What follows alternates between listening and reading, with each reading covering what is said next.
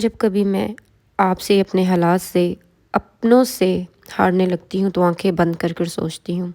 اور بچپن کی ایک ہی بات یاد کرتی ہوں، میری ماں بے شک زیادہ پڑھی لکھی نہیں تھی،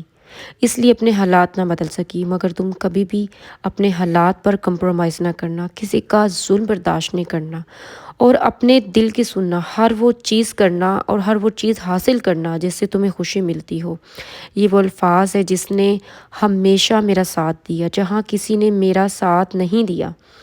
میرے بچے بھی چھوٹے ہیں، اگر میں حالات سے ہار گئی تو بچوں کا کیا بنے گا؟ ابھی تو اتنے وہ سمجھدار بھی نہیں ہے کہ وہ اپنی ذمہ داریوں کو اٹھا سکے۔ میں کس کے رحم و کرم پر ان کو چھوڑوں گی؟ اس دنیا کے جو ظالم ہے۔ پھر ایک بار آسمان کی طرف دیکھتی ہوں اور دل ہی دل میں سوچتی ہوں کہ کوئی میرے ساتھ نہیں ہے، لیکن اللہ تو ہے جس کا کوئی نہیں ہوتا، اس کا اللہ ہوتا ہے۔ اللہ تمہارا بھی ہے، اللہ میرا بھی ہے، وہ بدلے گا قسمت میری، وہ بدلے گا حالات میرے۔ میں اللہ سے نا امید نہیں ہوں، نہ میں نے ہمت ہاری ہے اور نہ میں ہمت ہاروں گی۔ ساری زندگی میں نے ایک ہی بات جو ہے نا ماں کو کہتے دیکھا ہے، صبر کرو، تکلیف برداشت کرو، قربانیاں دو، وقت کے ساتھ جو ہے نا وہ سب ٹھیک ہو جائے گا۔ وقت کے ساتھ نا کچھ بھی ٹھیک نہیں ہوتا، بلکہ وقت کے ساتھ جو ہے نا وہ بندہ اور بگڑ جاتا ہے، اس سے وہ اور ہیلا شیر ہو جاتا ہے۔ اس سے پتہ چل جاتا ہے کہ اسے یہ سب برداشت کرنے کی جو ہے نا وہ عادت ہو گئی ہے اور اب یہ کچھ بھی نہیں کر سکتی۔ اور جب اولاد پیدا ہو جاتی ہے نا تو وہ تو ویسے ہی عورت کے پاؤں کی زنجیر ہوتی ہے، بیڑیاں ہوتی ہیں۔ اور مرد کو نا میں کہتی ہوں کہ اگر ایک وقت اپنے ہاتھوں سے اپنے بچے کو نوالا کھلانا پڑ جائے نا اور دفتر جانے سے پہلے ان کو تیار کرنا پڑ جائے اور اسکول جانے کے لیے انہیں لے جانا پڑے، وقت پر لے کر آنا پڑے، راتوں کو ان کے لیے جاگنا پڑے، بچوں کی خدمت کرنی پڑے، ان کو نہلانا پڑے، تو ان کو لگ پتہ چاہے کہ یہ کس طرح جو ہے نا یہ زبانیں کستے ہیں اور کس طرح جو ہے نا عورت کی برداشت کو یہ آزماتے ہیں۔ یہ سب ذمہ داریاں اٹھانا، گھر بچے سنبھالنا کوئی آسان کام نہیں ہے۔ ان کو ایک دن اگر یہ سب کچھ کرنا پڑ جائے نا تو ان کی عقل ٹھکانا لگ جائے۔ اور جو یہ ساسیں بڑی منہ پھاڑ پھاڑ کے خاندان بھر میں باتیں کرتی پھرتی ہیں نا کہ میری بہو تو 12 بجے سے پہلے تو اٹھتی ہی نہیں ہے، سارا دن تو سوتی رہتی ہے اور تو اس کو کام نہیں ہے، بڑی پرسکون اس نے اپنی زندگی بنا رکھی ہے، تو کبھی ان ساسوں نے اپنے بیٹوں کے بارے میں بھی خاندان میں کہا ہے کہ میرا بیٹا کماتا نہیں ہے، میرا بیٹا میری بہو کے، میرے پوتے پوتیوں کے خرچے نہیں اٹھاتا، میری بہو جاب بھی کرتی ہے، میری بہو گھر بھی سنبھالتی ہے، میری بہو خاندان بھر کی ذمہ داریاں بھی جو ہیں وہ نبھاتی ہیں؟ نہیں نا، یہ صرف ساری باتیں وہ بہو کے بارے میں ہی کہتی ہے۔ انہوں نے اپنی بیٹیوں کو تو بیٹیاں سمجھا ہوتا ہے اور سمجھتے بھی ہیں، لیکن بہوؤں کو بیٹیاں نہیں سمجھتے۔ یہاں پر بیٹی کو تھوڑا سا بھی دکھ آ جائے تو پورا خاندان اکٹھا ہو جاتا ہے اور اس کے حق اور حقوق کی بات کرتا ہے، لیکن جہاں پر بات آ جاتی ہے بہو کی، وہاں پر یہ کہہ دیا جاتا ہے کہ اس کا گھر، اس کا میاں وہ جانے، اس کا کام جانے۔ بھی آپ لوگ پھر جو ہے نا ننوں لینے کے لیے بیٹھے ہوئے ہیں، مطلب آپ صرف تماشا دیکھنے کے لیے بیٹھے ہوئے ہیں، اور پھر آپ ایسی بہو پہ ظلم ہوتا بھی دیکھیں اور اس کے اوپر خاموش بھی رہیں۔ ایٹ لیسٹ آپ حالات کو نہیں بدل سکتے، لیکن آپ اپنے بیٹے کو تو ایٹ لیسٹ سمجھا سکتے ہیں نا کہ اپنی ذمہ داریوں کا وہ احساس کرے، اس کو اٹھائے۔ آخر تمہاری بیوی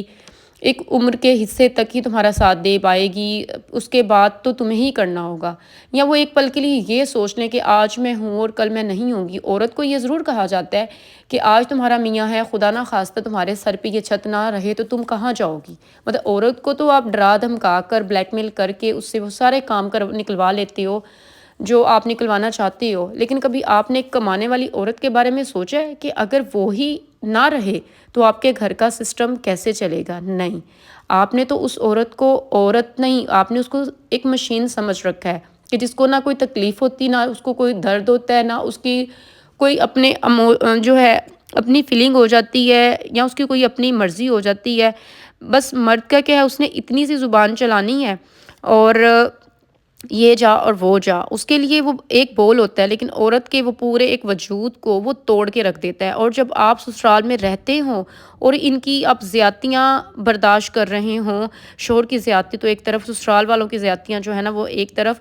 تو وہ عورت آہستہ آہستہ جو ہے نا وہ موت کے قریب چلی جاتی ہے۔ وہ صرف ایک زندہ لاش بن جاتی، تو آپ ایک زندہ لاش سے کیا توقعات رکھ سکتے ہیں کہ وہ بہت اچھے طریقے سے آپ کے بچوں کو بھی سنبھالے، آپ کے گھر کو بھی سنبھالے اور گھر کی باغ دوڑ بھی جو سنبھالے، وہ بزنس بھی کرے، ہر آنے جانے والے کا خیال بھی رکھے اور خاندان میں اپنی ناک کو اونچی کرنے کے لیے اپنی کیپیسٹی سے بڑھ کر ہر وہ چیز کرے جس کی توقعات اس سے لگا لی جاتی ہے، لیکن اس کے آرام و سکون، اس کے ذہنی سکون، اس کی ہیلتھ کے حوالے سے آپ لوگ مطلب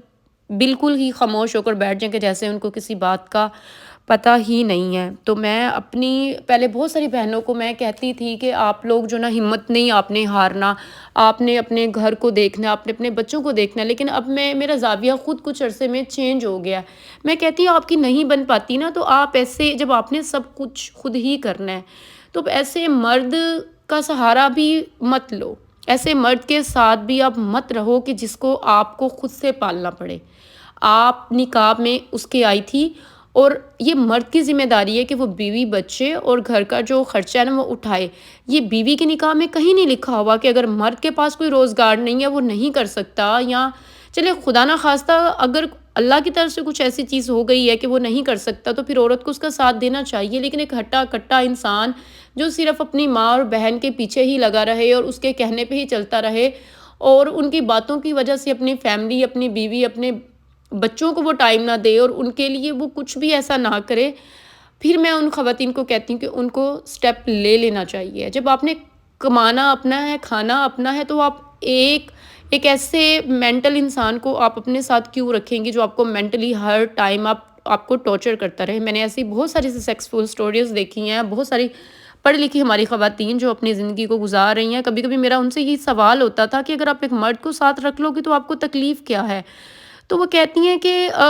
مطلب آپ کے لیے کہنا یہ بہت آسان ہے، ہم کوئی خوشی سے ایسے مرد کو اپنی ذات سے الگ نہیں کرنا چاہتے یا بچوں کو ان کے باپ سے الگ نہیں کرنا چاہتے، لیکن ایک انسان ہی جب آپ کو ایک زندہ لاش بنا دے، آپ کی مینٹل ہیلتھ جو ہے نا وہ اتنی ڈسٹرب کر دے کہ آپ کو زندگی سے ہی نفرت ہونے لگ جائے، تو پھر آپ اپنے بچوں کے لیے کوئی نہ کوئی سٹیپ تو ضرور لیں گی۔ تو اس لیے ہم سیپریٹ ہو جاتی ہوں۔ بے شک ہم نے خود کمانا ہے، ہم نے خود کھانا ہے، لیکن ایسے مرد کا سہارا پھر ہم اپنے ساتھ نہیں رکھتی۔ تو جو مجھے ابھی آ کر جو نا وہ ریلائز ہونے لگا ہے کہ ایسی خواتین کے فیصلے بالکل درست ثابت ہوتے ہیں۔ خیر، اللہ پاک جو ہے نا سب کے حالاتوں کو بہتر کرے۔ یہاں پر میں کسی کو گھر توڑنے کا یا مرد چھوڑنے کا مشورہ نہیں دے رہی۔ میں ہمیشہ سے یہ بات کہتی ہوں کہ جو عزت آپ کو آپ کی چار دیواری میں اور مرد کے سائے میں مل سکتی ہے نا، وہ اس دنیا کے کسی کونے سے کوئی مرد آپ کو نہیں دے سکتا۔ آپ آخری حد تک آپ برداشت کریں، آخری حد تک برداشت کریں، لیکن جہاں پر آپ کے مینٹل ہیلتھ کی بات آ جائے، آپ کی فزیکل ہیلتھ کی بات آ جائے، وہاں پہ آپ کو بہت سنجیدگی کے ساتھ سوچنا پڑے گا کہ جب آپ ہی ایک مینٹل ماں بن جائیں گی تو آپ اپنے بچوں کی دیکھ بھال کیسے کر پائیں گی، اپنے گھر کا سسٹم آپ کیسے چلا پائیں گی۔ بے شک آپ وقتی طور پر سیپریٹ ہو جائے، لیکن ایسے مینٹل انسان سے آپ کا سیپریٹ ہونا ہی جو ہے نا آپ کے اور آپ کے بچوں کی ہیلتھ کے لیے اور مینٹل ہیلتھ کے لیے جو ہے نا وہ بہتر ثابت ہوگا۔ تو خیر، یہاں پر میں نے بہت ساری باتیں آپ لوگوں کے ساتھ میں نے جو ہے نا وہ کی ہیں، اور ساتھ ہی ساتھ ہم اپنے افطاری کا جو مینیو ہے نا وہ بھی ریڈی کر رہے ہیں، اور میں اس سال کوئی اتنی لمبی چوڑی افطاریاں نہیں بنا رہی، اور کوشش کرتی ہوں کہ ڈیلی بیس پہ میں ولاگ ریکارڈ کر سکوں، لیکن میں نہیں کر پاتی، مجھ سے نہیں ہو پاتا۔ میں بس اللہ تعالیٰ سے دعا کرتی ہوں، اور آپ سب سے بھی کہتی ہوں کہ آپ لوگ بھی میرے لیے دعا کریں کہ بے شک میں 5 سے 6 7 منٹ کا ولاگ بناؤں، لیکن ڈیلی بیس پہ بناؤں۔ میں کوشش کروں گی، میں کہتی تو ہوں لیکن میں اس چیز پہ پورا نہیں اترتی۔ تو خیر، یہاں پہ ہم نے جو ہے نا ساری چیزیں دسترخوان پہ رکھی ہیں، اور روزہ کھلنے کا جو ٹائم ہے وہ بھی قریب ہے، تو آپ سب نے جو ہے مجھے دعا میں یاد رکھنا ہے، اور جو لوگ میرے چینل پر نہیں ہیں میرے چینل کو سبسکرائب کر لیجئے گا اور آئیکن بٹن کو بھی پریس کر لیجئے گا، اور میں نے آپ لوگوں سے جتنی باتیں کہیں، اگر میں کہیں پہ غلط ہوں تو کمنٹ باکس میں آپ لوگ میری اصلاح کیجئے گا، تاکہ اگر میرا پوائنٹ آف ویو غلط ہے تو میں اس کو ٹھیک کر سکوں۔ تو یہاں پہ ہمارا روزہ بھی جو ہے نا وہ کھل چکا ہوا ہے، اور میں نے ایک پلیٹ بنائی جس میں نے ایک رول، ایک سموسا اور پکوڑے 2-3 رکھ لیے، ساتھ میں چنا چاٹ، لوبیا چاٹ رکھ لی، اور ایک پلیٹ بنائی، اور یہی بس میرا رات کا بھی کھانا اور میری افطاری بھی ہے۔